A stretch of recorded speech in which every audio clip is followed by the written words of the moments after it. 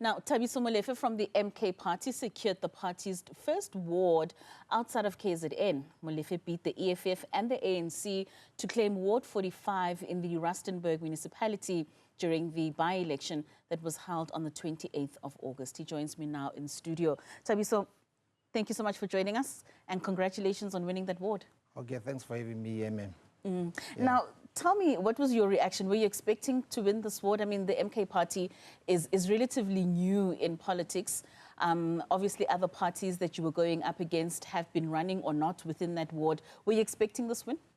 No, actually, I've expected to win because of before. Remember, working with the communities and activists, I've been on the ground working with the chief for the period of 7 years. Okay. And then I've employed people in my community, of which I'm familiar with the process there. And then I've been in politics for almost 45 years, and then working with other members of other different political parties. This was previously an ANC ward? Yes.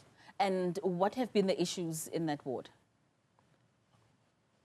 Actually, currently, remember the ward, it's under the Royal Bafokeng administration land, of which there's only few people under the people who are residing under the mine premises, of which is the side of Karia village, where the mine is taking care of their people, and then we are under the administration of Royal Bafokeng. Usually, the two communities, Potsaneng and Tekwana, where the voters are staying, we are not being administered by the RLM, of which is the Rustenburg local municipality. Okay. We are under the Royal Bafokeng administration.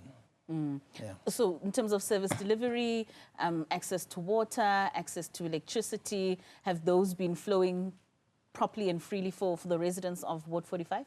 No, actually, with regards to issue of water, we don't have problem because of Royal Bafokeng is being operating well with us, giving us water. We don't have water outrage like the people who are staying in Ramochana and Tlhabane. Because of those people, they are drinking the Magalis water, and then we're drinking red water.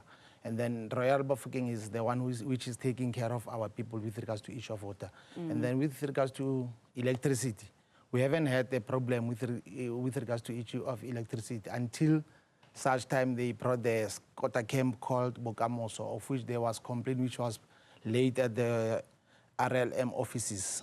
And then afterwards, they went and changed the line from the mine to the ESCOM line. Then the, what do we call this? The electricity then started, we started having the what do you call, the load shedding. Oh, I see. Yeah. So it doesn't seem as though that ward necessarily had any problems or any issues. Why do you think that members of that community moved from voting for the ANC and towards the MK party? Remember, previously the mayor there and the Mamuluku Kubai, the former minister, I don't know whether she's still the minister there in the presidency's office. She came at our ward, and then she was walking around and telling people that they were going to get the RDP for 3 years back, and then she never delivered to her promise to the community. And then the community decided that they better leave the political party which is coming to lie to them and say they're going to give them the RDPs and then not delivering those promises. So based on broken promises, then the people of Ward 45 in that Rustenburg municipality then chose to go with the MK party. So what promises did you make them that you won't break, and hopefully come the municipal elections in 2026, you're able then to grow that base of supporters? Remember, hence I said I've been working with that community on the ground. I worked with the chief. With my experience, with the relationship that I have with the community, they have a belief in me to say, Thabiso, we know him, he can deliver. Whenever he promised the community that he's going to do 1, 2, 3, and then he deliver. Like for the past 4 days, 2 days before I went and saw, 2 days before I got ordained, there was an water outrage, of which I went to the municipality. I told them that since ever the IEC has declared that I'm a councillor, please, you better give the water trucks. I don't care whether there's an MOU between the municipality, and the RBA. my community won't suffer because of the MOU. Please bring the truck so that I can provide water to my community. And how important is it for you to have that kind of relationship with the community?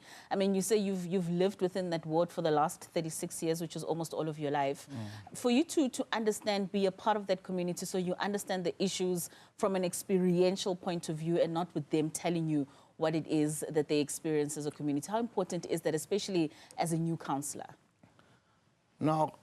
Hona go monate go nna le that relationship mo community nyaka, and then with my experience go bereka mo lekgotleng as a youth leader, as an activist, and then it happened gore ke kgetho ka secretary, and then whatever the promises tse ne ke di ira go lekgotleng, and then ke be ke deliver azange ka fana ka empty promise e be ke sa delivery.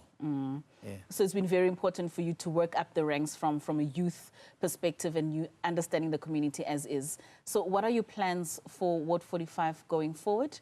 And what are you working towards? We know the municipal elections are coming up in 2026. And of course, those that have voted for you now are going to be using the promises that you make, the work that you give as a benchmark in terms of who they would be voting for in those municipal elections. You know, every time the councillors has never us as councillors, we usually give empty promise to the community, and then we start by selling jobs, selling business opportunity. We similar delivery to the community. Mine is different. My approach is different because of I have started by calling the business people, and then Gabitsa CPF, and then Gabitsa unemployed people. I established a labor desk. Go the video ba reng ke Thekwana ka go na le di business forum, and then we said labor desk yo bereka le CPF, the community police forum.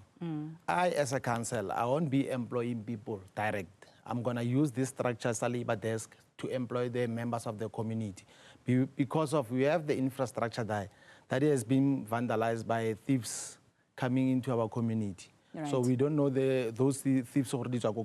So we said, no, labor desk is going to work hand in hand, with CPF. CPF, we want plus minus 60 to 70 people who will be patrolling in the community. But the labor desk, we are going to employ people from the pool CPF so that we can we can start to empower the CPF. Right.